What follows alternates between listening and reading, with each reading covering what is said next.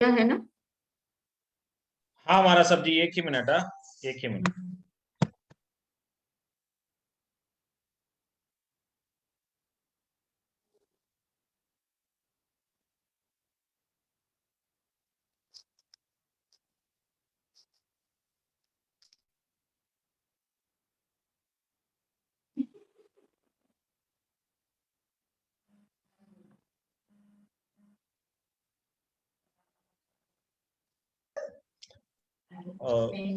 Varthaman education and research institute आप सभी का सहर्ष स्वागत करता है। आदरणीय प्रेमी संयम प्रीति जी माता जी के चरणों में कोटिशाह वंदना। आज 4 जनवरी 2022 क्लास नंबर 51 में आप सभी का सहर्ष स्वागत है। मैं महाराज जी से विनंती करता हूं कि आज का सेशन शुरू करें। एक साथ मथेन वंदामी, भावपूर्वक मथेन वंदामी, श्रद्धा पूर्वक मथेन वंदामी। बोलिए शांतिनाथ भगवान की जय, आचार्य भगवंत की जय। नमो अरिहंताणं, नमो सिद्धाणं, नमो आयर्याणं, नमो वज्रायाणं, नमो लोये सवसाहूणम्। एषो पंच नमोकारो सव पावपनाशनो, मंगलाणं च सर्वेसिं परमं हवै मंगलम्, परमं हवै मंगलम्। श्री मिंदर स्वामी महाराज आपकी आज्ञा, भगवान आपकी आज्ञा, गुरु गुरुनी जी महाराज आपकी आज्ञा। उत्तराध्याय सूत्र के 29वें अध्ययन का अर्थ करने की आज्ञा चाहते हैं। परम आदरणीय, परम वंदनीय, परम पूजनीय 24 तीर्थंकर भगवान, पंच परमेश्वरी भगवान तथा ज्ञानी ध्यानी त्यागी तपस्वी समस्त ऊर्जा महापुरुषों के चरणों में भावपूर्वक वंदन। आराध्य गुरुदेव पूज्य श्री आचार्य भगवान तपसी जी महाराज साहब, पूज्य श्री माता जी महाराज साहब आदि समस्त उपकारी चरणों में भावपूर्वक वंदन। संस्कार भारती वाणी भूषण पूज्य श्री प्रीति जी महाराज साहब के चरणों में भावपूर्वक वंदन। यहाँ उपस्थित सभी श्रद्धावान जिज्ञासु धर्म प्रेमी भाइयों तथा सुशील बहनों, उत्तराध्ययन सूत्र 29वां अध्ययन और उसके हमने कल 64 प्रश्न देख लिए हैं। 64 प्रश्न हमने कल देखे थे। आज हमारा 65, 66 और 67 तीन प्रश्न देखने का मानस है। जितना भी हो सकता है देखेंगे। उत्तराध्ययन सूत्र के इस सिलसिले में, प्रश्नोत्तर के सिलसिले में हम देख रहे बहुत सारे विषय यहाँ पर लिए गए हैं। अब आखिरी पड़ाव में उन्होंने इंद्रिय विजय के बारे में चर्चा की है। एक एक इंद्रिय का उल्लेख करके उस इंद्रिय का विजय करने से क्या फायदा होता है, उस इंद्रिय का निग्रह करने से क्या क्या फायदा होता है, ऐसे प्रश्न पूछे गए हैं। तो कल हमने 3 प्रश्न देखे थे। स्वइंद्रिय निग्रहणं भन्ते जीवे किं जनये, चक्षुंद्रिय निग्रहणं भन्ते जीवे किं जनये और घ्राणेन्द्रिय निग्रहणं भन्ते जीवे किं जनये। तीनों को हमने देख लिया था और तीनों के बारे में जवाब मिला था कि इनका निग्रह करने से इंद्रिय जयता प्राप्त होती है। उसमें मनोज्ञ अमनोज्ञ विषयों के प्रति हमारा समभाव रहता है। जो प्रिय है अप्रिय है उसके बारे में समभाव रहता है, उसमें राग द्वेष नहीं होता है। और जो नए कर्म का बंध नहीं होता है, पूर्व जो बंधे हुए उन कर्मों का क्षय हो जाता है। ऐसा जवाब हमें वहां से मिल गया था। आज हमारा उसमें चौथा प्रश्न है। चौथी इंद्रिया है हमारी रसनेन्द्रिय। पहले श्रोतेंद्रिय हो गए, दूसरी चक्षुरेंद्रिय हो गए, कान हो गए, आंख हो गए, नाक हो गया, अब है हमारी जिह्वा रसनेन्द्रिय।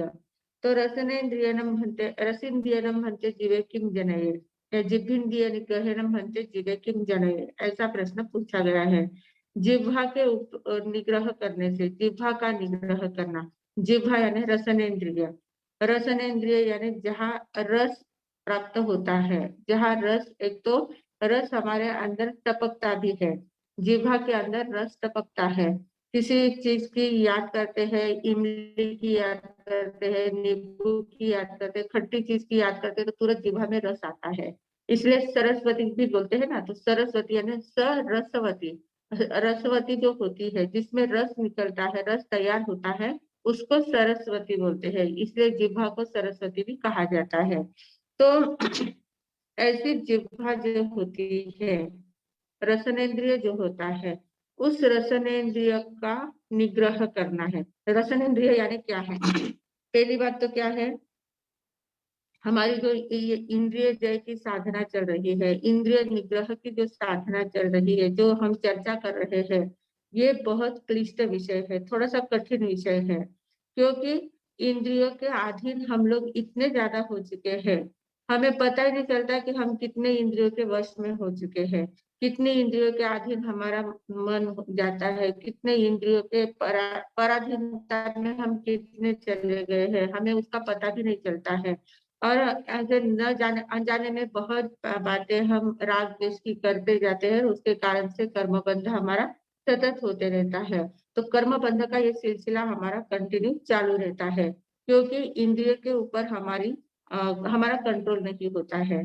तो कंट्रोल न होने की वजह से हम उसके अधीन हो जाते हैं, उसमें राग द्वेष करते हैं, उसमें उलझते जाते हैं।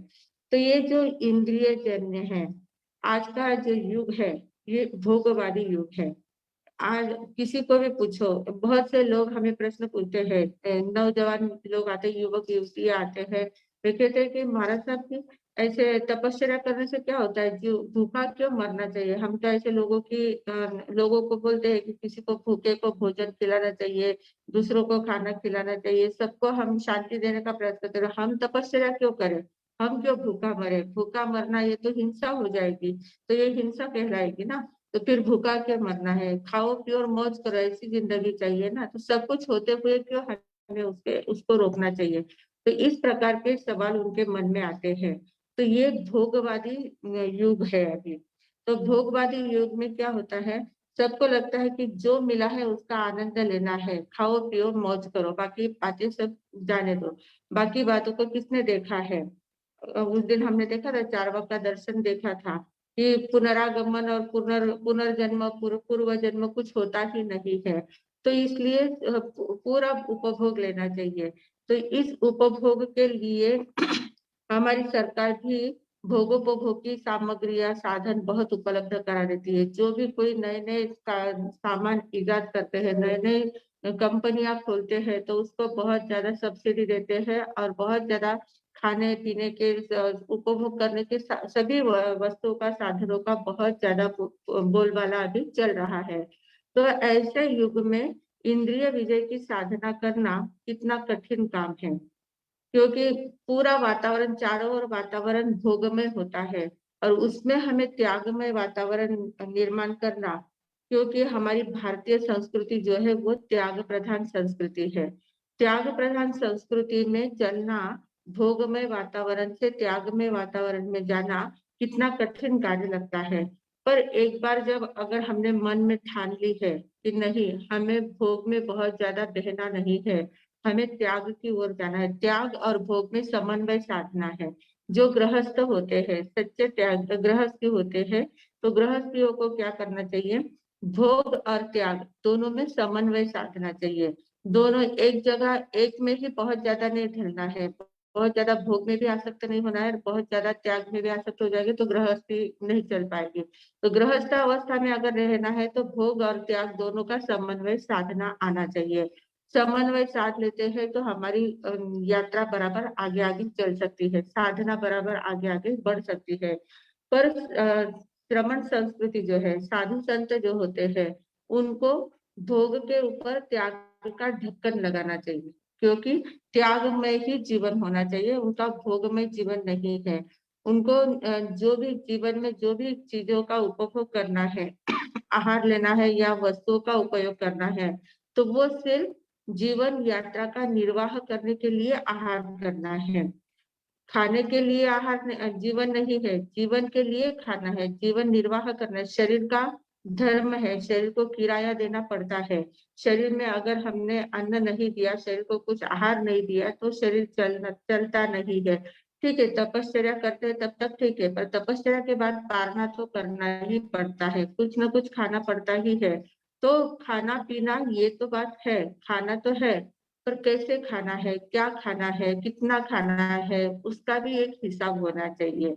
जो चीज अच्छी लगती है उसको खाते जाओ, तो वो अच्छा नहीं है। बहुत ज्यादा खाने से तबीयत पर असर होता है। शरीर को जितना चाहिए उतना ही किराया देना है। हम लोग किराए के मकान में अगर रहते हैं तो मालिक जितना किराया मांगता है उतना ही किराया किराया देते हैं। एक साथ बहुत ज्यादा किराया उनको नहीं देते हैं। जितना चाहिए, आवश्यक जितना है उतना ही देना चाहिए। ऐसे ही शरीर को जितना आवश्यक है उतना ही किराया देना है, उससे बहुत ज्यादा नहीं देना है। क्योंकि ये शरीर जो है हमारा, वो साधना के लिए साधन, इसका उपयोग हमें साधना के लिए करना है। साधना के लिए एकदम यह साधन बहुत ज्यादा उपयुक्त है, तो उसका उपयोग साधना में भी होना चाहिए। क्योंकि हमारी जो ऊर्जा होती है, वो ऊर्जा जितना सृजन कर सकती है उतना विध्वंस भी कर सकती है। सृजन में भी वो आगे है। सृजन यानी कुछ नव निर्माण तैयार करना है, तो उसमें भी वो वैसा भी कर सकती है। आध्यात्मिक अगर हम साधना में लग गए तो आंतरिक शक्तियों को सृजन कर सकती है, आंतरिक शक्तियों को खोल सकती है, और खोलने का भी काम करती है वो ऊर्जा, और उनको मिटाने का भी काम कर सकती है। मिटाना यानी उनको ढकने का भी काम कर सकती है। बहुत ज्यादा कर्मों का बंध कर लिया है, बाहर में ही बाहर खड़े हैं, भोग में ही आसक्त होते गए हैं, राग द्वेष में ही इतने ज्यादा उलझ गए हैं, तो बहुत ज्यादा कर्मों का आवरण आता है और हमारी शक्तियों को दबा सकते हैं हम। तो शक्ति को दबाने का भी काम इंद्रिया करती है, और शक्ति को खोलने का काम भी हम इंद्रियों के माध्यम से कर सकते हैं। तो उसका कैसे उपयोग करना है, ये हमें हमारी सदसद विवेक बुद्धि उपयोग में लानी चाहिए। उस उपयोग बुद्धि से ही हम उसका उपयोग कर सकते हैं। तो जीवन निर्वाह के लिए आहार अनिवार्य है, पर वो कैसा होना चाहिए? हितकारी आहार होना चाहिए, मितकारी आहार होना चाहिए। हितकारी यानी शरीर को जो अनुकूल रहे, जैसे हमारी तबीयत होती है, क्योंकि हमारे शरीर में वात, पित्त और कफ, ये 3 तत्व तो होते ही है। उनका बैलेंस बराबर रहना चाहिए। किसी की कफ प्रवृत्ति होती है, किसी की वात प्रवृत्ति ज्यादा होती प्रकृति होती है, किसी की पित्त की प्रकृति होती है। तो जिस प्रकार की हमारी प्रकृति होती है उस प्रकार का आहार उनको देना चाहिए। उस प्रकृति को कम करने के लिए और दूसरे प्रकृति में बैलेंस रखने के लिए वैसा आहार लेना चाहिए, हितकारी आहार होना चाहिए। बहुत ज्यादा पित्त की प्रकृति है और बहुत खट्टा खाते गए तो ज्यादा पित्त बढ़ते जाएंगे, ज्यादा तकलीफ होती जाएगी, एसिडिटी बढ़ेगी और तबीयत खराब होती जाएगी। तो जैसे हमारी प्रकृति है, प्रकृति के अनुसार हमारा आहार होना चाहिए। हितकारी होना चाहिए, दूसरा मितकारी होना चाहिए। मितकारी यानी अल्प आहार होना चाहिए। हमारे शरीर शास्त्र में भी कहा जाता है कि पेट इतना ज्यादा ठूस ठूस के नहीं भरना चाहिए। जो खाता है तो बहुत ज्यादा खा लो, बहुत ज्यादा खा लो, ऐसा नहीं करना चाहिए। आधा पेट खाली ही रखना चाहिए। आधा पेट खाली रखना है, उसमें पाव 1/3 में पानी भरना चाहिए, और 1/4 में हवा हवा के लिए खाली रखना चाहिए। मतलब अ, 1/3 जो होता है, आधा पेट होता है, वो अनाज से भरना है। उसमें से आधा पाव हिस्सा जो है वो पानी के, 1/3 जो होता है वो पानी के लिए रखना है, और 1/4 भाग जो होता है वो हवा के लिए रखना है। तो इस प्रकार अगर हम बैलेंस में खाते हैं, बैलेंस में रखते हैं, तो हमारी तबीयत भी अच्छी रहती है, स्वास्थ्य भी बराबर बना रहता है, और शरीर हमें सब अच्छी बातों में साथ दे सकता है। बहुत ज्यादा आहार करने से, तामसिक आहार करने से शरीर फिर आलसी बन जाता है और उल्टे कामों में ही वो आगे बढ़ता जाता है, उल्टे काम करने की ही इच्छा होती जाती है। तो इस प्रकार हमें आहार के ऊपर नियंत्रण करना बहुत जरूरी है। अ, भोजन हमारा जो होता है वो क्षुधा निवृत्ति के लिए होना चाहिए। भूख लगी है तो भोजन करना है। क्षुधा की निवृत्ति के लिए, क्षुधा को शांति के लिए भोजन करना है।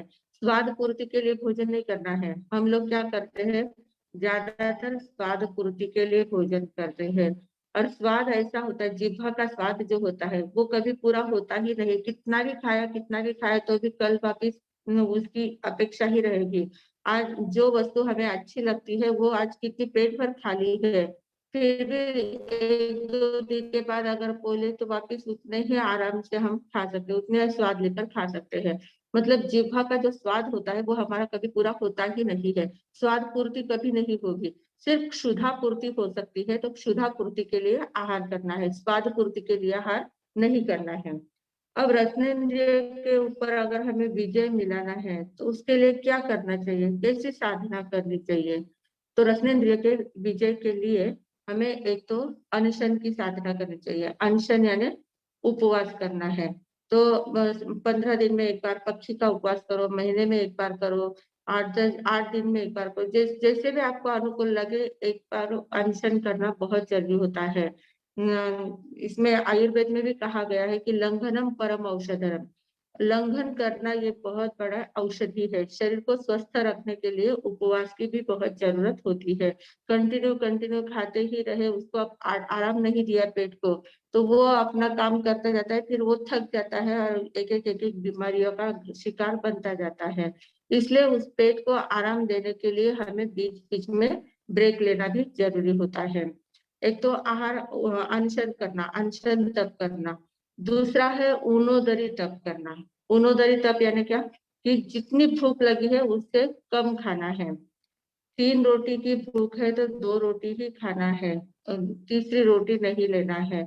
भूख से कम खाना, ये ऊनोदरी तप कहलाता है। और ये ऊनोदरी तप बहुत महत्वपूर्ण होता है। हमें लगता है कि ऊनोदरी क्या तप है क्या, इसमें क्या तप है, तपस्या क्या है उसमें, पर ये बहुत बड़ी तपस्या है। भूख से कम खाना, एक तो नहीं खाए तो चल सकता है, पर भूख लगी है और उसमें आधा पेट ही खाना खाना है, तो उसमें बहुत मतलब मानसिक हमें तकलीफ होती है। पर वहां वो आदत हमें लगानी चाहिए। ऊनोदरी तप करने की आदत हमें लगानी चाहिए। जितनी भूख लगी है, जितना खाना परोस के आया है, उसमें से सभी चीजें खानी आवश्यक ही है ऐसा नहीं है। उसमें से कुछ निकाल के रख देना, ये मैं आज नहीं खाऊंगा, इतनी ही चीजें मैं खाऊंगा, तो ऐसे उसमें ऊनोदरी करते जाना है। तो ये ऊनोदरी तप भी बहुत महत्वपूर्ण है, उससे भी हमारी रसनेंद्रिय के ऊपर निग्रह हो सकता है। और तीसरा तप जो महत्वपूर्ण है वो है रस परित्याग तप। रस परित्याग तप जो होता है उसका अर्थ क्या होता है, रस का त्याग करना है, रस का परित्याग करना है। सामने हमारा थाली परोस के आ गई है, इतना हमें मन जैसा आहार पूरा है, इतना रस आ रहा है उसमें, इतना भाने जैसा जो हमको भाता है वही सामान सामने हमारे थाली में आया हुआ है। और उसमें हमें ध्यान में लेना है कि 4 चीजें हमारी भाने जैसी आई है, बहुत ज्यादा अच्छी लगती है, बहुत ज्यादा टेस्टी है, बहुत अच्छी है और मुझे बहुत भाती भी है, और खाने की इच्छा भी है, भूख भी है, सब बातें हैं। उसमें एक चीज को बाहर निकाल देना कि नहीं, आज मैं ये चीज नहीं खाऊंगा, इस रस का मैं त्याग करूंगा। तो इस प्रकार जब सब अनुकूलता होती है, उस अनुकूलता में जब हम इस प्रकार का त्याग करते हैं तो वो बहुत महत्वपूर्ण कहलाता है, उससे बहुत निर्जरा हो जाती है कर्मों की। दूसरी बात, खाने का तो रस परित्याग करना ही है। एक एक रोज का एक एक विषय का त्याग करना, ये भी रस परित्याग में आ जाता है। आज दूध नहीं लेना, दूध के पदार्थ नहीं खाना है। आज दही नहीं खाना है, दही के पदार्थ नहीं खाना है। आज घी के पदार्थ नहीं खाना है, तेल के नहीं खाना है, गुड़ नहीं खाना है, शक्कर नहीं खाना है। इस प्रकार एक एक रस का त्याग करते जाना है, ये भी रस परित्याग हो जाता है। दूसरी बात, रस परित्याग सिर्फ खाने पीने के लिए ही सीमित नहीं है। रस परित्याग ये बहुत बड़ा तप है। इस तप में क्या होता है, जैसे हम हमारी 5 इंद्रियों के जो विषय होते हैं, जैसे कान से हम सुन रहे हैं, संगीत सुन रहे हैं, संगीत में इतना इंटरेस्ट आ रहा है, बहुत अच्छा लग रहा है, और एकदम मन जैसे जो अच्छे गीत लगते हैं, अच्छे अच्छे जो गीत लगते हैं वही गीत लगे हैं सामने, और वो सुन रहे हैं, और सुनने में बहुत ज्यादा तल्लीन हम हो रहे हैं, बहुत रस उसमें आ रहा है। तो बहुत ज्यादा रस जहाँ आ जाता है ना, वहां तुरंत ब्रेक कर देना। जैसे टीवी में या रेडियो में या मोबाइल में कहीं गीत लगे हैं, संगीत लगे हैं, बहुत अच्छा लग रहा है, और मन बहुत ज्यादा उसमें उलझ रहा है, बहुत ज्यादा उसमें तल्लीन हो रहा है, तो उसी समय उसको बंद कर देना। बंद कर देना ये बहुत बड़ा रस परित्याग का तप हो जाता है। जहां पर इंटरेस्ट आता है, बहुत क्लाइमेक्स का इंटरेस्ट आता है, वहीं पर ब्रेक लगा देना, वहीं पर रोक देना, तो ये रस परित्याग कहलाता है।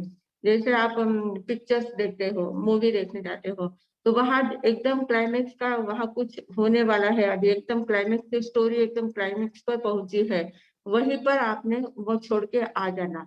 तो वो छोड़ के जब आ जाते हैं तो ये बहुत बड़ा तप हो जाता है। तो पिक्चर देखने के लिए जितना दोष लगने वाला था, जितना दोष लग रहा था, उतना आप छोड़ के आ गए, आधे में छोड़ के आ गए या क्लाइमेक्स पर छोड़ के आ गए, तो वो तपस्या निर्जरा का कारण बन जाता है। आसवा ते परिसवा जो कहते हैं ना, आश्रय के स्थान पर हम संवर कर सकते हैं। तो इस प्रकार ये रस परित्याग हर बात में हमें बहुत ज्यादा निर्जरा का कारण बनता है। तो जहां जहां भी हमें रस आता है, कुछ देखने में रस आ रहा है, तो वहां से एकदम से आंखें बंद कर लेना और शांत बैठ जाना। बहुत अच्छा लग रहा है, जो जो बातें बोलने में, बातें करने बैठे हैं, कोई दोस्त कंपनी मिल गई है, पुरानी सब बातें याद कर रहे हैं, इतना इंटरेस्ट आ रहा है पुरानी बातों में, बहुत रस आ रहा है, और एकदम से विषय चेंज कर देना। जो जिन बातों में क्लाइमेक्स का रस आ रहा था, उसी समय एकदम विषय चेंज कर देना और उस बात को वहां स्टॉप कर देना। तो ये बहुत बड़ी तपश्चर्या हो जाती है। तो इस प्रकार रस परित्याग के बहुत ज्यादा उदाहरण हमारे जिंदगी में हो सकते हैं। और रस परित्याग का अभ्यास आजकल तो बहुत ज्यादा करवाते हैं। जो सीरियल्स देखते हैं, टीवी पर सीरियल्स चलती है, उसमें इतना इंटरेस्टिंग बताते हैं, और एकदम क्लाइमेक्स पर आता है, कोई आ रहा है, कोई कुछ क्या हो रहा है, कुछ परिवर्तन हो रहा है, एकदम से वो लोग बंद कर देते हैं, ब्रेक कर देते हैं, कल देखिए, आगे का कल देखिए। तो वह हमारी बहनों को इतना इंटरेस्ट आता है, एकदम इंटरेस्ट में वो देखने जाती है और एकदम से वो बंद हो जाती है। तो वो रस परित्याग का अभ्यास है, पर वो पराधीनता से हम करते हैं। वो बंद करते हैं इसलिए हमको देखना छोड़ना पड़ता है, पर वो हमें अपने मन से करना चाहिए, स्वाधीनता से रस परित्याग करना चाहिए। पराधीनता से वो अभ्यास करवा रहे हैं, पर उसका उपयोग हमें स्वाधीनता में करना है। हमें अपने मन से जहां भी हमें इंटरेस्ट आता है, दिन भर में देखना, जिन जिन बातों में बहुत ज्यादा इंटरेस्ट आता है, मोह में, बच्चों के मोह में बहुत ज्यादा इंटरेस्ट आता है, बच्चे कुछ अच्छा काम कर रहे हैं, मन जैसा कर रहे हैं, तो इतना ज्यादा प्यार उनके ऊपर उमड़ता है, तो उसी समय कंट्रोल करना और दूसरे काम में लग जाना। तो ये बहुत बड़ी साधना कहलाती है। तो ऐसे रस परित्याग का रस परित्याग का प्रैक्टिस अगर हम करते हैं, अभ्यास करते हैं, तो रसनेन्द्रिय का निग्रह हमारा बहुत जल्दी हो जाता है। तो इस प्रकार पूछा गया है प्रश्न कि जिभ्रेन्द्रिय निग्रहणम हन्ते जीवे किम जनये। जिभ्रेन्द्रिय यानी रसनेन्द्रिय, जिह्वा यानी रसना है। तो रसनेन्द्रिय का निग्रह करने से जीव को क्या लाभ होता है, ऐसा प्रश्न पूछा है। तो कहा कि जिभ्रेन्द्रिय निग्रहणम मनुना मनुनेषु रसेषु राग दोष निग्रहम जनये।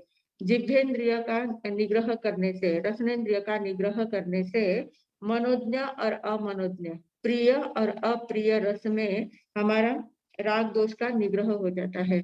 न हम प्रिय पर रस करते हैं, मतलब जो अच्छी चीज है, जो हमारे पसंदीदा चीज है, उसके ऊपर हम राग भी नहीं करते हैं, और जो पसंदीदा नहीं है उसके ऊपर द्वेष भी नहीं करते हैं।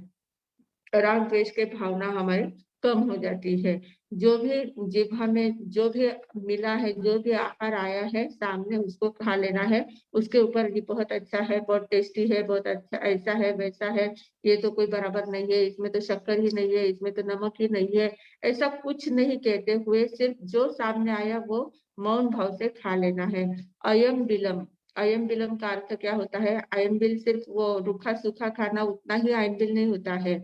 अयम बिल का अर्थ क्या होता है? अयम यानी यह बिल है, ये जो मेरा गला है, ये जो मुंह है, मुंह के अंदर मैं कर डाल रहा हूँ और गले से नीचे उतर रहा है, ये बिल है। बिल में जैसे अपन डालते हैं ना कुछ भी, बिल में डाला तो सीधा नीचे उतर जाता है।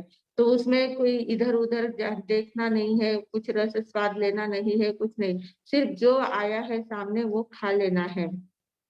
उसको अयम बिलम कहते हैं कि यह बिल है, ऐसा समझकर डाल देना है।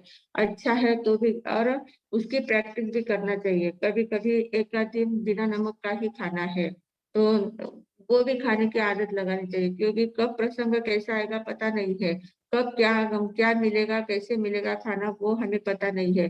तो सब खाने की आदत होनी चाहिए। ऐसा नहीं कि हमें गरम गरम ही चाहिए, ऐसा ही चाहिए, वैसा ही चाहिए, ऐसा ही स्वाद चाहिए, कुछ भी नहीं, जो जैसा है वैसा खाने की आदत होनी चाहिए। तो ये आदत लगाना बहुत बड़ी साधना होती है। और जब ये आदत लग जाती है तो फिर हम अच्छे पर राग भी नहीं करते, बुरे पर द्वेष भी नहीं करते हैं।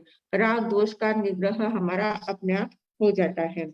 और फिर ऐसे हम समभाव से, समता भाव से जब आहार करते हैं, उसमें राग द्वेष नहीं करते हैं, तो उसके कारण से हमारे निर्जरा हो जाती है। तब पचेम च कम्मम न बंधे। तो उसके कारण से जो कर्म बंध होने वाले थे, राग द्वेष करके जो कर्म बंध होने वाले थे, वो कर्म बंध हमारे नहीं होते हैं, क्योंकि हमने समता भाव से, साम्य भाव से, सम भाव से खा लिया है। तो खाने के कारण से, खाने से कर्म बंध नहीं होते हैं, खाने के साथ हम जब राग द्वेष करते हैं तो उससे कर्म बंध ज्यादा होते हैं। खाना भी एक तपश्चर्या होती है। खाना खाना, आहार लेना, ये भी एक बहुत बड़ी तपश्चर्या होती है। तो आहार लेना कैसे लेना है, वो भी एक विधि होती है। तो आहार को आहार से लेना है, अयम बिल के समान खा लेना है, वो बहुत बड़ी तपश्चर्या हो जाती है। उससे कर्म बंध नहीं होती है, उल्टा कर्मों की निर्जरा होती है। तो पूवा बद्धम च निर्जरे। और रसनेन्द्रिय के बारे में जो जो भी कर्म हमने पहले बांधे हुए होंगे, रसनेन्द्रिय के संबंध से जो जो भी कर्म हमने बांधे हुए होंगे, वे सारे कर्मों की निर्जरा हो जाती है। तो इतना फायदा हमारा जिह्वेन्द्रिय, रसनेन्द्रिय निग्रह से होता है। फिर आगे है हासेन्द्रिय निग्रहणम भन्ते जीवे किंजनये। हासेन्द्रिय निग्रहणम यानी स्पर्शनेन्द्रिय। स्पर्शनेन्द्रिय के निग्रह से जीव को क्या लाभ होता है? अब स्पर्शनेन्द्रिय जो है, वो संसार में जितने भी जीव है, एकेंद्रिय से लेकर पंचेंद्रिय तक जितने भी जीव है, सभी के पास स्पर्शनेन्द्रिय होती ही है। स्पर्शनेन्द्रिय ऐसी इंद्रिया है, ये सबसे प्रमुख और प्रधान इंद्रिया है, जो शरीर के माध्यम से हमारे पास आई है। संपूर्ण शरीर जो है वो स्पर्शनेन्द्रिय कहलाता है। जहां जहां हमें स्पर्श की अनुभूति होती है, वो सारा स्पर्शनेन्द्रिय कहलाता है। तो शरीर ये बहुत बड़ा माध्यम है हमारा, सबसे प्रमुख साधन है हमारा। आत्मा की यात्रा का सबसे प्रमुख साधन शरीर होता है, और वो एकेंद्रिय से लेकर पंचेंद्रिय तक सभी जीवों में होता है। एकेंद्रिय में भी शरीर ही होता है, बाकी इंद्रिया नहीं होती है, पर शरीर उनके पास भी होता है। तो स्पर्शनेन्द्रिय जो है, स्पर्शनेन्द्रिय 8 के प्रमुख कहे गए हैं। खुरदरा है, सुहाला है। खुरदरा यानी बहुत रफ होता है, और एक एकदम मुलायम होता है। खुरदरा, सुहाला। ठंडा, गर्म, शीत होता है, गर्म होता है। हल्का, भारी, बहुत वजनदार होता है या एकदम हल्का फुल्का होता है। और रूखा या चिकना, मतलब एकदम स्निग्ध होता है या रुक्ष होता है। ऐसे 8 प्रकार के स्पर्श प्रमुखता से होते हैं।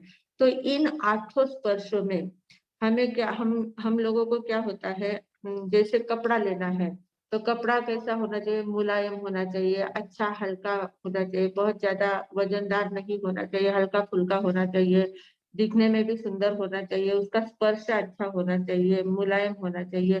तो इस प्रकार हम उसमें भी चॉइस करते रहते हैं। हर बात में जो जो भी स्पर्श की बातें होती है, हर बात में हम चॉइस करते रहते हैं, और जो अच्छा है उसके ऊपर राग करते हैं, जो बुरा होता है उसके ऊपर द्वेष करते जाते हैं। तो ये स्पर्शनेन्द्रिय की बहुत बड़ी हमारी स्पर्शनेन्द्रिय के कारण से बहुत ज्यादा कर्मबंध हम लोग करते जाते हैं। बैठे हैं, एकदम गर्मी हो रही है, और वहां शीतल हवा आई, थोड़ी ठंडी हवा आ रही है, तो एकदम से आनंद होगा और एकदम अच्छा लगेगा, अंदर से अच्छा लगता है, एकदम आनंद होता है। और हम उस पर राग करते कि अच्छा हवा आ रही है, तो सब खिड़कियां अच्छे से खोल दो, जल्दी से हमें हवा मिल जाए। बीच में अगर कोई आ जाता है तो हमें तुरंत गुस्सा आ जाता है कि सब बाजू में सिर्फ मेरी हवा मत रोक। इस प्रकार हमें तुरंत गुस्सा आ जाता है किसी के ऊपर। और किसी ने अगर दरवाजा बंद कर दिया है, हवा को रोक दिया है, तो और भी ज्यादा गुस्सा आएगा। तो इस प्रकार हम स्पर्श के बहुत ज्यादा अधीन हो जाते हैं। बहुत ठंडी बज रही है, तो गरम गरम ओढ़ने के लिए मिला शॉल, एकदम अच्छा पश्मीना शॉल मिल गई, तो एकदम आनंद आएगा। और एकदम ऐसी जाड़ी फरडी ऐसी कैसे भी शॉल मिली है, अच्छा कपड़ा नहीं है, तो थोड़ा सा अच्छा नहीं लगता है। ठीक है, ठंडी से बचने के लिए हम ओढ़ लेते हैं, पर उसमें मन हमारा रमता नहीं है। तो इस प्रकार जो अच्छी अच्छी चीजें होती है, वो हमें अच्छा लगता है, उनका स्पर्श अच्छा है तो हमें अच्छा लगता है, और स्पर्श अच्छा नहीं है तो हमें बुरा लगता है। तो उसमें हम राग द्वेष करते जाते हैं। और शरीर हमारा एक ऐसा होता है कि शरीर को मैंने बहुत पहले भी कहा था, नंदी सूत्र के क्लास में भी कहा था कि शरीर हमारा एक ऐसा माध्यम होता है, औदारिक शरीर हमारा होता है। तो औदारिक शरीर की ये विशेषता होती है, इसको जैसा आप आदत लगाए वैसा वो ढलता जाता है। इसको अगर आपने कठोर बनाया तो एकदम कठोर बन सकता है, और इसको आप जितना मुलायम रखेंगे, जितना ज्यादा उसको मतलब बहुत ज्यादा उसको संभालने का प्रयास करेंगे, तो वो उतना ज्यादा वो मुलायम होने के लिए भी तैयार है। मतलब पैरों में अगर हमें पैर नीचे चलते हैं, अगर हमें आदत नहीं लगे कि बाहर जाना है, बिना पैर के चप्पल पहने बाहर घूमना है, मिट्टी में घूमना है, पत्थरों में चलना है, ऐसे अगर हमने आदत नहीं लगाई, तो घर में भी अगर छोटी सी रस भी हो, छोटा सा कण भी हो, तो भी हमें पैरों में चुभने लग जाता है। चप्पल की इतनी ज्यादा आदत लग जाती है, जूते की इतनी ज्यादा आदत लग जाती है कि बिना जूते का हम एक पैर भी आगे डाल नहीं सकते, इतना ज्यादा मुलायम हमारे पैर हो सकते हैं। और कठोर बनाने हैं तो हमारे साधु संत पहले तो पैरों में कुछ पहनते नहीं थे, विहार करते थे। हम लोग भी पहले बिना पैरों में पहने ही विहार करते थे। तो विहार करते समय इतने पत्थर होते थे, छोटे छोटे पत्थर होते थे, कैसा रास्ता होता था, मिट्टी का रास्ता होता था, कैसा भी रास्ता होता था, पर हम आराम से चलते थे, हमें कुछ नहीं लगता था। पर अब पैरों में पहनने लग गए हैं, तो अब हम बिना चप्पल पहने या बिना जूते पहने बाहर घूमने के लिए भी नहीं जा सकते, थोड़ा भी नहीं घूम सकते हैं बिना पहने। तो ऐसे पैरों को आदत लग जाती है, ऐसा ये शरीर होता है। अगर धूप में काम करने की आदत लगा देते हैं, तो कितना भी धूप में काम करो कुछ फर्क नहीं पड़ता, एकदम आराम से वो तैयार हो जाता है, शरीर करता है। पर अगर धूप में जाने से नहीं, मुझे तकलीफ होगी, मैं धूप में नहीं जाऊंगी, मैं छाव में ही काम करूंगी, घर में ही ज्यादातर रहूंगी, तो वो घर में रहने की इतनी आदत लग जाती है कि फिर थोड़ी सी भी धूप लगी तो तुरंत बीमार हो सकते हैं। तो ऐसा ये शरीर है, इसको जैसे ढालते हैं वैसा वो ढलता जाता है। इसलिए कहा है कि इस शरीर के बहुत ज्यादा अधीन नहीं होना है, स्पर्शन इंद्रिय के बहुत ज्यादा अधीन नहीं होना है, उसको कठोर बनाना है, थोड़ा सा कड़क बनाना है। कैसे भी कष्ट आए तो एकदम से वो हम हंसते हंसते उसको सहन कर सके, ऐसा इसको तैयार करना है। बहुत ज्यादा नाजुक बन के नहीं रहना है, बहुत ज्यादा उसको संभाल संभाल के नहीं रखना है। हम जितना ज्यादा संभालते हैं उतना ज्यादा वो लाड़ में आने के लिए तैयार होता है, और जितना कठोर रहते हैं उतना वो कठोर बनने के लिए भी तैयार होता है। तो मन की हमारी जितनी जितनी दृढ़ता होती है, मन जितना हमारा सुदृढ़ बनता है, उतना शरीर भी दृढ़ बनता जाता है। मन की कमजोरी अगर रही तो शरीर एकदम कमजोर हो जाता है, और मन एकदम हमारा शक्तिशाली रहा, दृढ़ रहा, तो शरीर भी हमारा शक्तिशाली बनता है, दृढ़ बनता है। पर शरीर, मन और इंद्रियों की अगर पराधीनता हमने स्वीकार कर ली, इन्हें उसको जैसा अच्छा लगे वैसा ही हम करेंगे, हम अपना मतलब बहुत ज्यादा कठोर नहीं रहेंगे, बहुत ज्यादा उसको संभालेंगे, शरीर को कुछ नहीं होना चाहिए, मुझे कुछ तकलीफ नहीं होनी चाहिए, ना धूप की तकलीफ होनी चाहिए, ना बारिश की तकलीफ होनी चाहिए, ना ठंडी की तकलीफ होनी चाहिए, मेरा शरीर एकदम स्वस्थ रहना चाहिए, एकदम अच्छा रहना चाहिए, मैं बहुत संभालूंगी। तो इस प्रकार उसको जितना ज्यादा संभालते जाते हैं उतना वो ज्यादा बीमार हो जाता है। तो उसको संभालना नहीं है, उसकी पराधीनता जो कर स्वीकारते हैं, जितने ज्यादा पराधीन बन जाते हैं, मन के अधीन बन जाते हैं, इंद्रियों के अधीन जितने बन जाते हैं, उतने ज्यादा कष्ट उठाने पड़ते हैं, फिर आगे चलकर उतने ज्यादा कष्ट हमारे जीवन में आते रहते हैं। इसलिए सुखासीनता की वृत्ति का हमें त्याग करना, अभ्यास करना चाहिए, त्याग करने का अभ्यास करना चाहिए। बहुत ज्यादा ऐशो आराम की जिंदगी नहीं जीना है, थोड़ी बहुत कठिनता जीवन में लाने का प्रयास करना है। शरीर को हर प्रकार की आदत लगाने की आदत लगानी चाहिए कि कैसा भी प्रसंग आए तो हम उसको फेस कर सके, ऐसा हमारा शरीर तैयार होना चाहिए। बहुत ज्यादा सुख सुविधा में नहीं रहना है, सुख सुविधाओं का थोड़ा सा त्याग करने की आदत लगानी चाहिए। लोगों को क्या है, आप लोगों को बहनें हमारी ज्यादातर कैसे होती है, घर से बाहर निकली कि उनको गाड़ी चाहिए या रिक्शा चाहिए या कुछ कुछ ना कुछ साधन चाहिए, कहीं पर भी वो पैदल बिल्कुल भी चलना नहीं चाहती है। अगर पैदल नहीं चलते हैं तो वो शरीर एकदम वैसा ही रहेगा, वो गाड़ी की ही आदत में रहेगा, तो गाड़ी और गाड़ी में ही वो खेलता रहेगा। वो तो फिर बिल्कुल भी कष्ट से चल रहा, फिर थोड़ा भी चलने जाएंगे तो वो तुरंत तकलीफ देगा। तो इसलिए हमें रोज सवेरे थोड़ा सा घूमने की आदत लगानी चाहिए, चलने की आदत लगानी चाहिए, थोड़ा सा बिना पैरों में कुछ पहने चलने की आदत लगानी चाहिए। जैसे जैसे घर में अब बहुत ज्यादा डनलप की गादियों पर सोने की आदत है, तो थोड़ा सा लकड़े के पट्टे पर सोने की आदत लगानी चाहिए। कभी कभी लकड़े के पट्टे पर सोना है, नीचे सोना है, शतरंजी डाल के नीचे सोना है, बहुत ऊपर ऊपर ही सोने की आदत। अब जब बहुत कुर्सियों पर बैठने की आदत लग जाती है तो वो नीचे पलाठी मार के बैठ ही नहीं सकते, तो नीचे बैठने की भी आदत हमें लगानी चाहिए। जैसे जैसे मतलब उसको थोड़ा सा ढालने की आदत हमें लगानी चाहिए, और जितना ढालते जाएंगे उतना वो हमारा साथ देता जाएगा। तो शरीर के बहुत ज्यादा अधीन नहीं होना है, शरीर को हमें कंट्रोल में रखना है, शरीर को हमें कठोर बनाना है, हर हर प्रसंग पे वो साथ दे सके, हर साधना में साथ दे सके, ऐसा उसको बनाना है। तपश्चर्या भी करते हैं, तो बहुत लोग कहते हैं नहीं नहीं बाबा मैं तो एक आसना भी नहीं कर सकती हूँ, मेरे से तो तपश्चर्या होती ही नहीं है, नौका से पोर्शी भी नहीं होती है, तुरंत सर दर्द होने लग जाता है, तो तकलीफ होने लग जाती है। अगर ऐसा आप सोचते रहे तो आप कभी तपश्चर्या कर ही नहीं सकते। तपश्चर्या करने के लिए भी पुरुषार्थ करने की जरूरत है। एक दिन तकलीफ होगी, 2 दिन तकलीफ होगी, तीसरे दिन अपने आप शरीर को आदत लग जाती है। वर्षी तप करते, उपवास का वर्षी तप करते हैं, पहले उपवास में थोड़ी तकलीफ होती है, दूसरे दिन पारणा किया, तीसरे दिन उपवास किया, वापस उपवास में थोड़ी सी, दूसरे दिन थोड़ी और तकलीफ होगी, और तीसरा तीसरा उपवास जब करते हैं तब तक एकदम शरीर को तैयार मालूम है कि अब दिन और एक अल्टरनेटिव हमें मिलने वाला है खाने, तो वो शरीर वैसा तैयार हो जाता है, फिर हमारा पूरा वर्ष तब आराम से पार पड़ जाता है, कुछ भी तकलीफ नहीं होती है, हम आराम से सब कुछ करते हुए आराम से वर्ष तब कर सकते हैं। तो ऐसे शरीर को आदत लगानी चाहिए, स्पर्शनेंद्रिय जो है, शरीर जो है हमारा, उसको आदत लगानी है, और उस आदत लगाने के कारण से उसमें राग द्वेष नहीं लाना है। 8 प्रकार के जो स्पर्श है, उन स्पर्शों में न राग करना है न द्वेष करना है, उसमें समभाव से अगर हम रहते हैं तो हमारा स्पर्शनेंद्रिय निग्रह का तप हो सकता है। तो प्रश्न पूछा गया है कि फासेंद्रिय निग्रहण म्हणते जीवे किम जनये, स्पर्शनेंद्रिय का निग्रह करने से जीव को क्या लाभ होता है।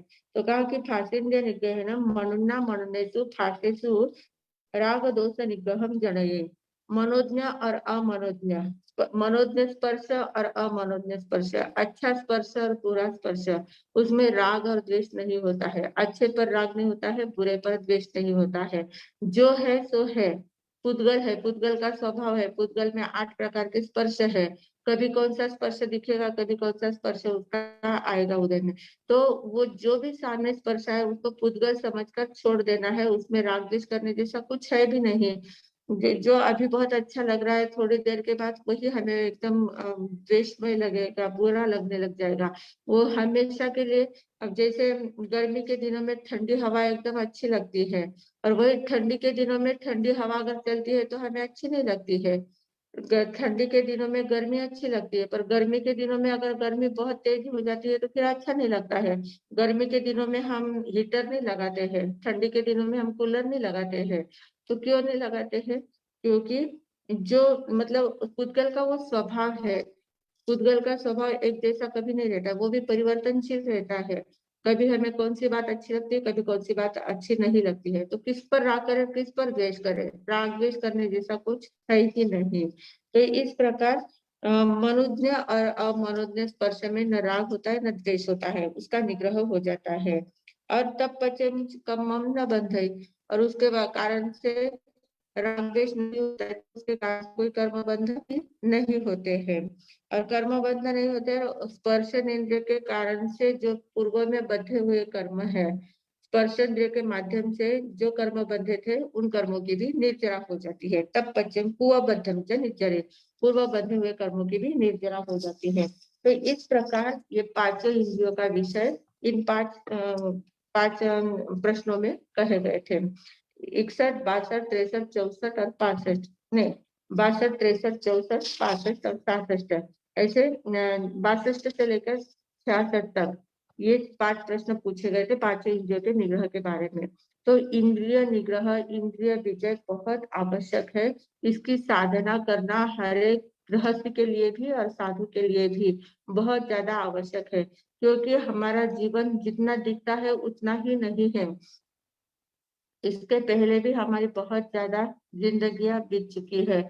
अनादिकाल से हमारी यात्रा चल रही है, और अनादिकाल से जो यात्रा चल रही है, तो अनादिकाल से कितने ही आवर्तों से हम आवेष्टित होते गए हैं, कितने कर्मों के आवर्तन हमारे आत्मा के ऊपर आवृत्त होते गए हैं। तो उसके कारण से हमारी आत्मा कर्मों से बाहर से एकदम दब चुकी है। तो उन कर्मों को हल्का करने का काम हमें करना है, और वो काम अभी इस मनुष्य भाव में ही कर सकते हैं।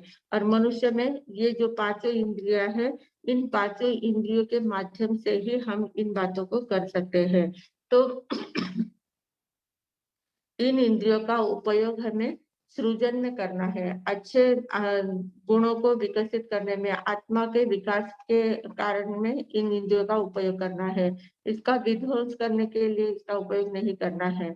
तो ये बात सभी को ध्यान में लेनी है, और पांचों इंद्रियों को बराबर, पांचों इंद्रियों का निग्रह हमारे जीवन में होता रहे, ऐसा प्रयास सबको करना है।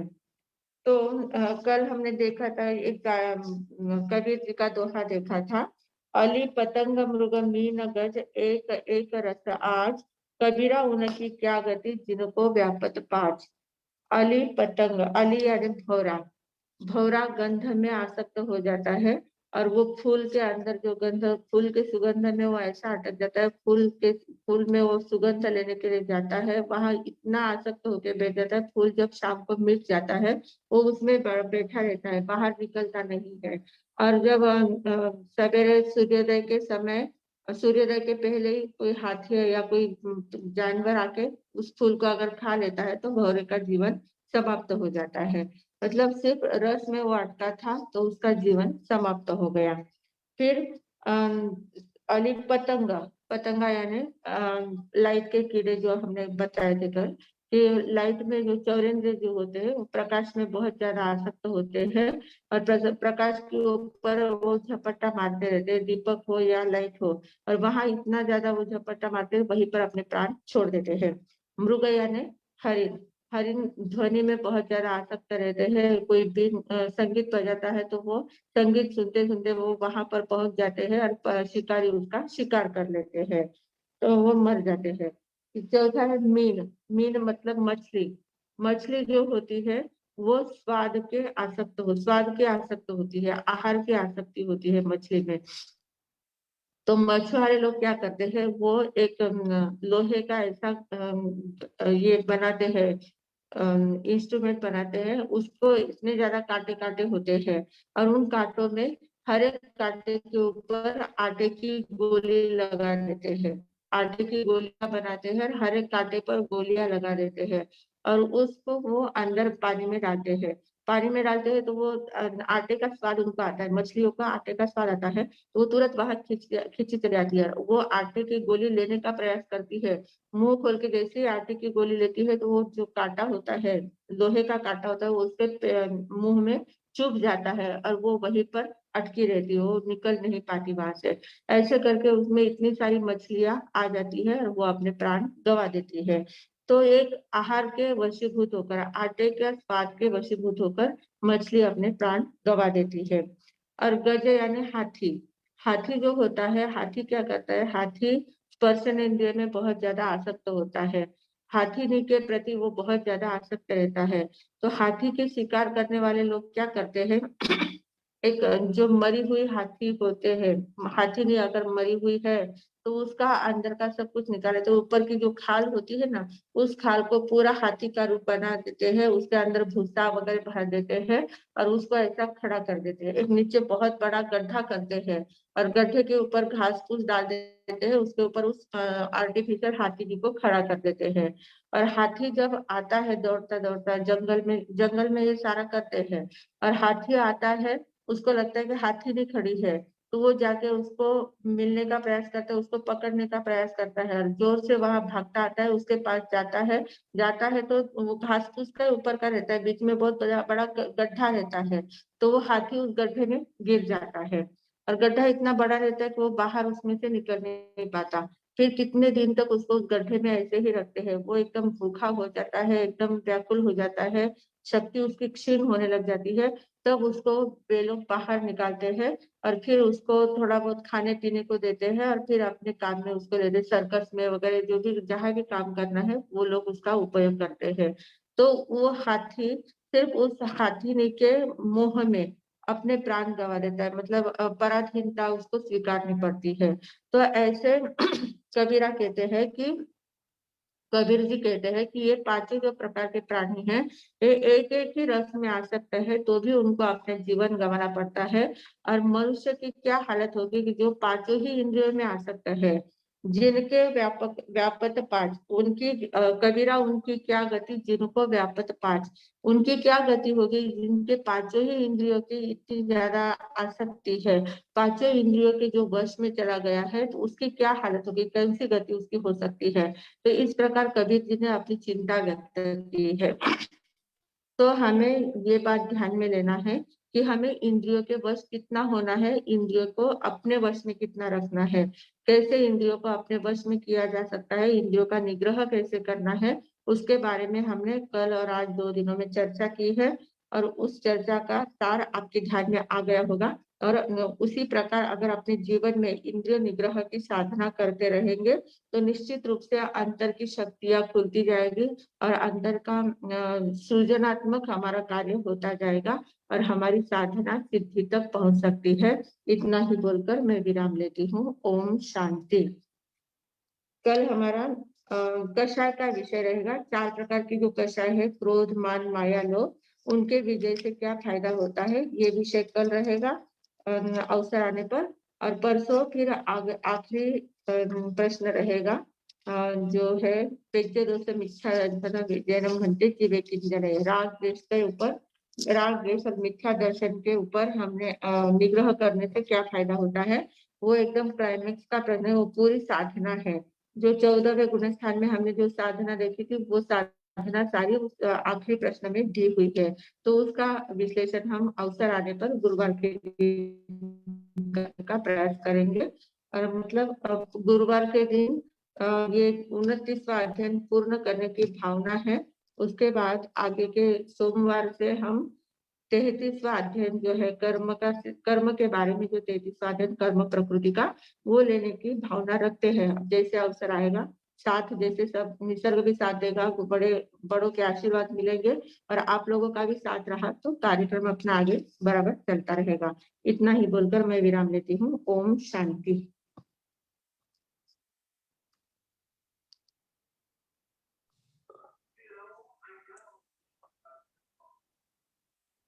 मध्यानंदन। हाँ, सम्यक तो पराक्रम, इस अध्ययन के माध्यम से कई सारे विषय हमने देखे हैं और सबसे बड़ा विषय था 5 इंद्रियों का।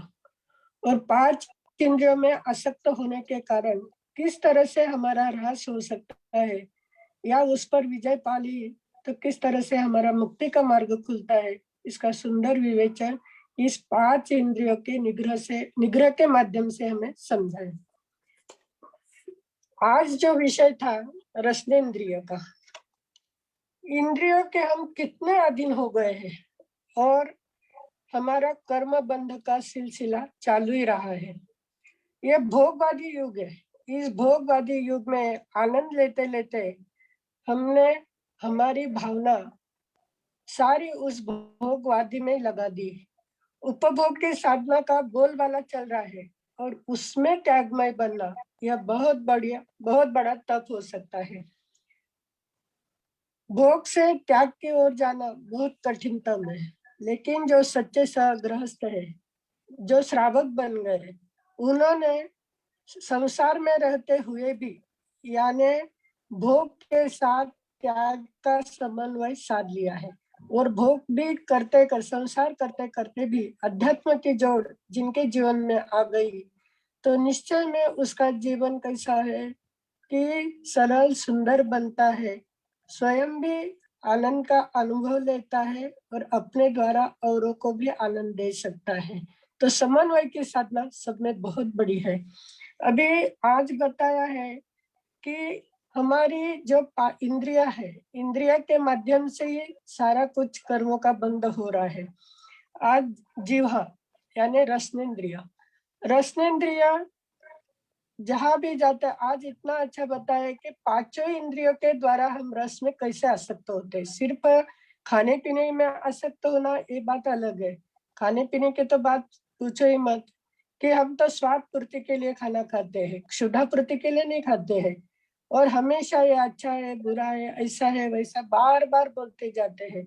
और जो तप बताए हैं कि अनशन तप, उनोदरी तप और रस परित्याग, ये तीन इतने महत्वपूर्ण तप है। लेकिन हमेशा हमारा क्या है कि मेरे से उपवास नहीं होता है, मैं तो भूखा नहीं रह सकती हूँ, और रस परित्याग तो मेरे से होता ही नहीं।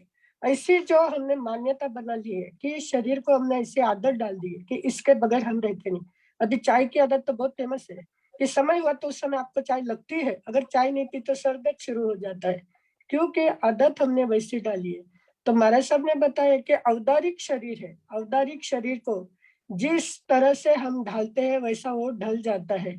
हमने इतनी सारी आदतें लगा के रखी है कि कहीं चलना है, अभी जैसे काम करने की आदत भी, शरीर में शक्ति होते हुए भी, काम करने का सामर्थ्य होते हुए भी क्यों काम करना? अभी सारे नौकर चाकर है, सब उनके द्वारा हो रहा है, बहुएं घर में आ गई है, अभी तो आराम के दिन है, ऐसा सोचकर जो करना चाहते हैं वो समय पर हम नहीं करते हैं, और हम बीमारियों का आमंत्रण उसके कारण ही देते हैं कि जो हमारे शक्ति का, ऊर्जा का उपयोग हमें जिस तरह से करना चाहिए थे उस तरह से हम नहीं करते हैं। और अगर इस सब में अभी अनशन करना है, उपवास एकासना कुछ नहीं तो पुरुषी करो, छोटा छोटा तब भी हमारे द्वारा होना चाहिए। अगर कुछ नहीं होता है तो 3 के जगह 4 रोटी के जगह 2 रोटी खाकर ही हम उन्नति तक कर सकते हैं। अगर हमने अनुकूलता में त्याग किया तो सच में त्याग होता है। पराधीनता से अगर कुछ ऐसा प्रसंग आया नहीं है तो नहीं खाया। अभी बहुत जगह ऐसी बाढ़ आ जाती है, बहुत सारे प्रसंग ऐसे आते हैं, उस समय खाने पीने को नहीं मिलता है तो हम चुप बैठ जाते हैं, या डॉक्टर ने कभी कहा है कि आज कुछ खाना नहीं है तो हम सह लेते हैं। पराधीनता से हम तप करते हैं लेकिन स्वाधीनता से नहीं करते। जिस समय स्वाधीनता से तप करना शुरू कर देंगे उसी समय हमारी कर्मों की निर्जरा हो सकती है। और रसनेन्द्रियों को अगर हमने वश कर लिया तो मनोज्ञ अमनोज्ञ पर राग द्वेष का भाव कम हो जाएगा। राग द्वेष जहाँ कम होता है वहाँ नए कर्मों का बंधन नहीं होता है और पूर्व संचित कर्मों का क्षय होने लगता है, अर्थात हमारे कर्मों की निर्जरा होती है। अभी उसी प्रकार जैसे रसनेन्द्रिय है उसी प्रकार स्पर्शेंद्रिय, स्पर्शेंद्रिय तक एकेंद्रिय से लेकर पंचेंद्रिय तक यह इंद्रिय सभी को प्राप्त है, यानी यह शरीर। और यह शरीर साधना का साधन है, लेकिन हमने क्या कर दिया है, उसको साधना का साधन नहीं बनाया है, उसको साधना बना दी है हमने। और उसके अधीन होकर बस आत्मा की प्रमुख यात्रा में प्रमुख साधन शरीर है, लेकिन उस शरीर का उपयोग हम गलत तरह से कर रहे हैं। और मुख्य स्पर्श है 8 प्रकार से, 8 प्रकार के स्पर्श की प्रमुखता में बहुत सारे कर्मों का बंद कर लेते हैं। स्पर्शेंद्रिय के कारण अच्छी अच्छी चीजों में आकर्षित होना और अप्रिय वस्तु लगे तो उस पर तुरंत द्वेष करना, यह हमारी आदत बन गई है। तो जैसा जैसा हम आदत डालते जाएंगे वैसे वैसे हमारी शरीर की मजबूती बढ़ेगी। शरीर को मन शक्तिशाली रहा तो शरीर मजबूत बनता है, और मन कमजोर बना तो शरीर मजबूर बन जाता है। तो हमारे हाथ में शरीर को मजबूत बनाना है या मजबूर बनाना है। जब हम इतना सुन रहे हैं, इतना पढ़ रहे हैं, तो इस पर चिंतन करके निश्चय में कि 5 इंद्रियों के रस का परित्याग करने की कला हमें सीखनी चाहिए। जैसे बताया है कि श्रोतेंद्रिय के कारण हरिण अपना प्राण गवा देता है, चक्षु इंद्रिय के कारण पतंगा अपना प्राण गवाता है, गंध के कारण भौरा गवाता है, रसनेन्द्रिय के कारण मछली और स्पर्शन इंद्रिय के कारण हाथी। एक एक इंद्रिय के एक एक रस के कारण इतना सारा अपना जीवन गंवा सकते हैं, और हमारे पास तो 5 रस है। तो ये 5 रसों पर अगर हमने विजय प्राप्त कर ली तो निश्चय में जो हमारा ध्येय, उस ध्येय तक पहुंचने में हम समर्थ बनेंगे। इसी मंगल भावना के साथ मैं विराम लेती हूँ।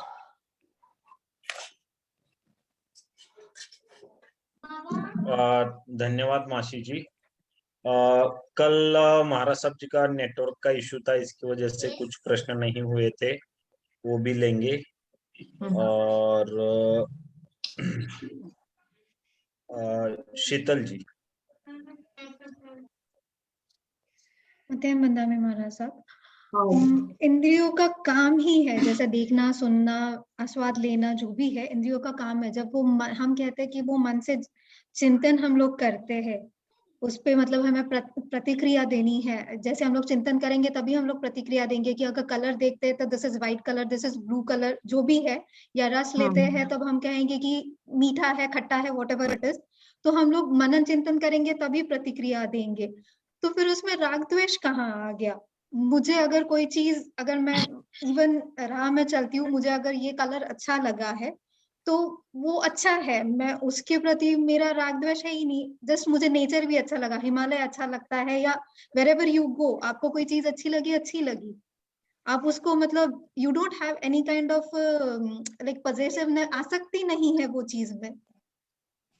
तो ठीक है, फिर निग्रह मतलब क्योंकि हम जो भी कहते हैं तो उसमें राग द्वेष कहाँ से आया, मुझे वो चीज समझ में नहीं आई।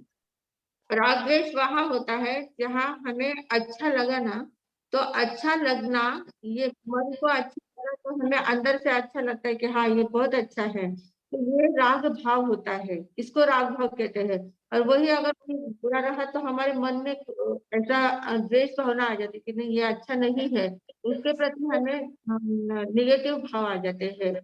निगेटिव भाव और पॉजिटिव भाव, ये ही राग द्वेष कहलाते हैं। जिसके बारे में पॉजिटिव भाव आ जाते हैं ना, वो वस्तु हमें चाहिए ही ऐसा नहीं है, उसके प्रति आसक्ति है ऐसा नहीं है, पर देखने के बाद हमारे मन में पॉजिटिव मतलब वो अच्छा है, तो उसके बारे में जो अच्छे भाव, अच्छी फीलिंग जो आती है, वो राग भाव होता है। और जो बैड फीलिंग आती है, द्वेष भाव होता है। तो जो भी होता है वो बिना काम का होता है। चिंतन करना बात ठीक है, वो कैसा कलर है, अच्छा है, बुरा है, वो कहना बात ठीक है, पर उसके कहने के पीछे हमारे भाव कैसे हैं वो देखना है।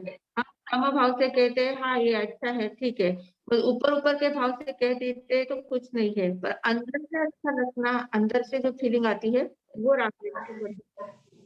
अच्छा, मतलब जो अंतरिम भाव होते हैं कि वो पर्टिकुलर चीज में मुझे वो भाव आते हैं, तो ही राग द्वेष के होते हैं। अगर मैं ऊपर से मतलब चलते चलते हम लोग बहुत सारी चीजें देखते हैं, अच्छी लगती है, बाद में वो याद भी नहीं आती है, हाँ हाँ, तो इट उसमें डजंट, कुछ नहीं, वहां कर्मबंध का कारण नहीं होता है। नहीं, बराबर। थैंक यू वेरी मच महाराज साहब। मतेम बंदामी सुख साता। हाँ,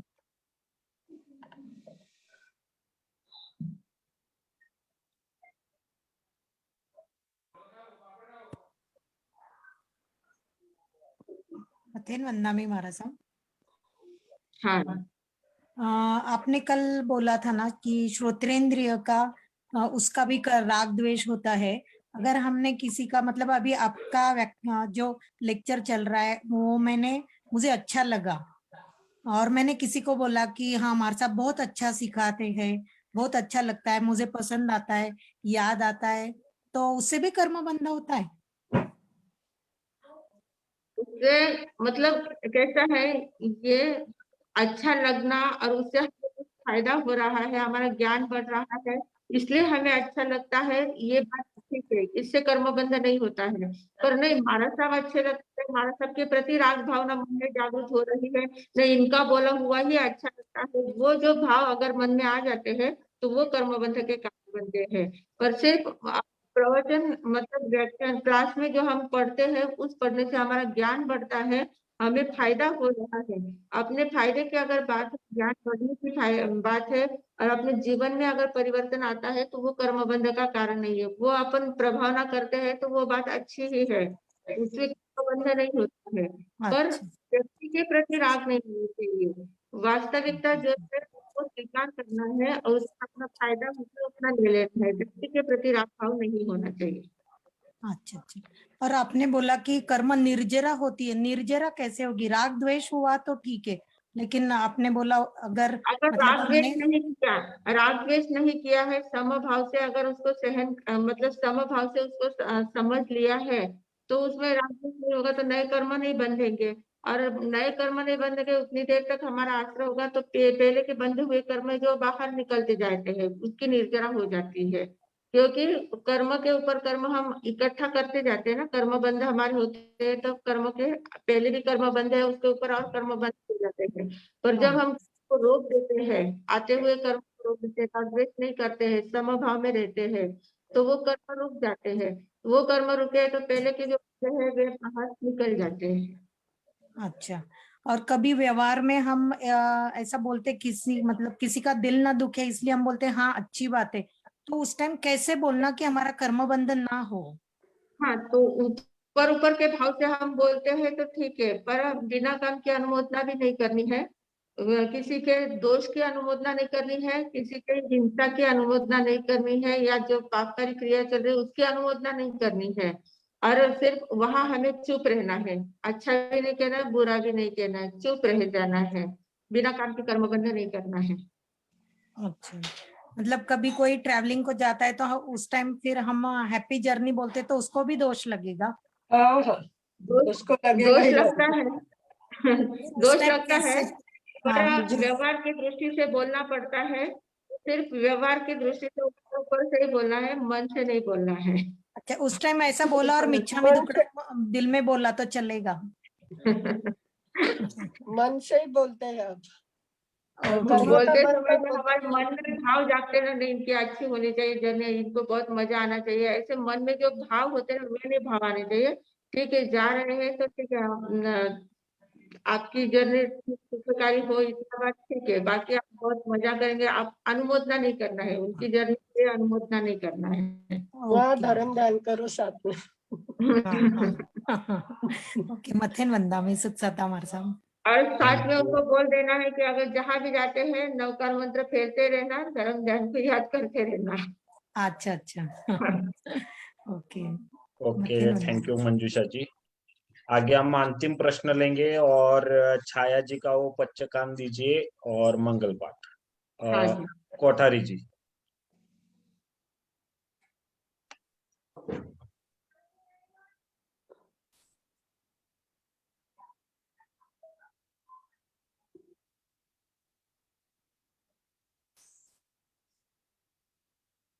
तो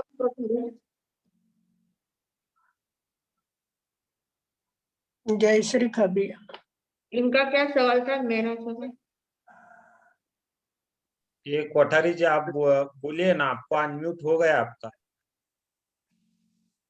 आपका आवाज जय नहीं आ रहा। जय श्री खबिया जी का भी है ना, आवाज नहीं आ रहा है। महेश भैया। जय श्री हाँ, खबिया,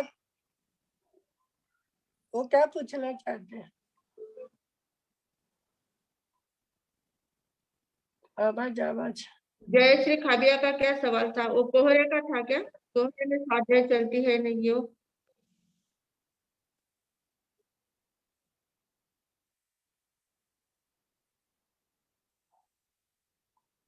कोहरे का स्पष्टीकरण दे दो आप।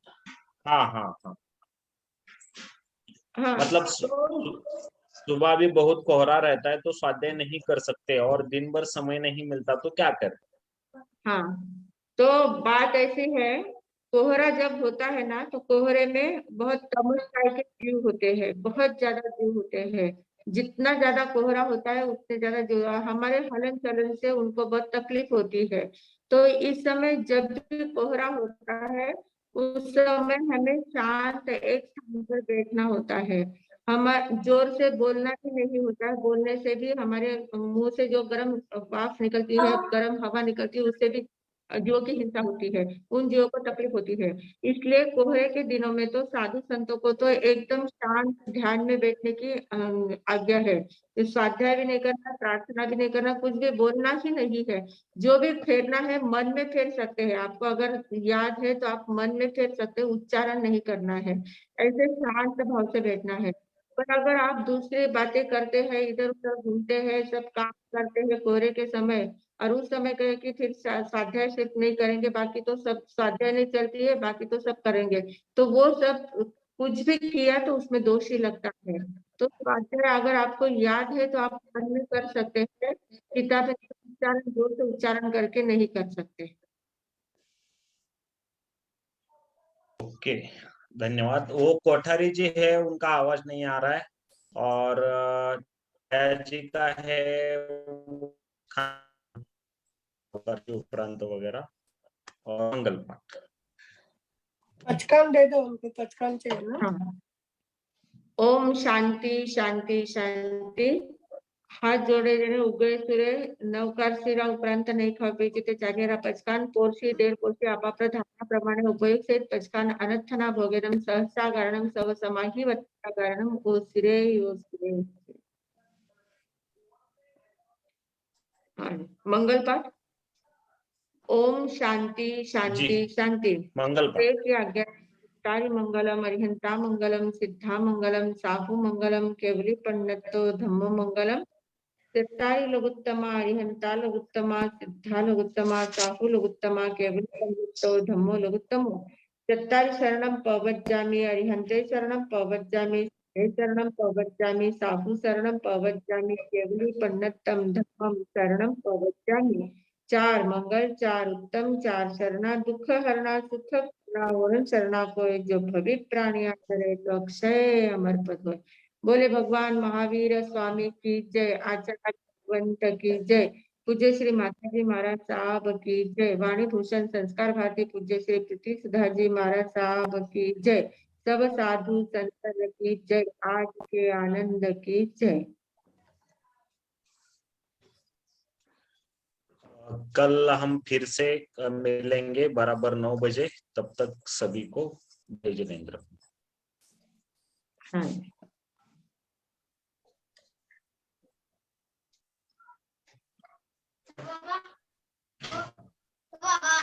बाबा इकडे मला दे.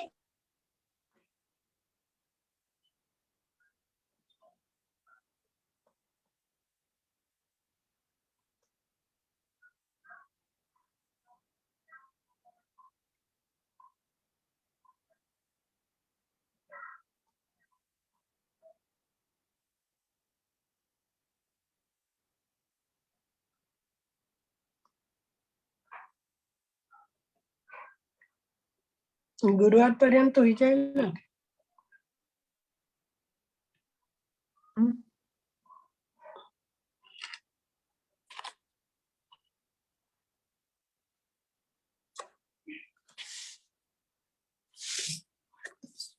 महेश भैया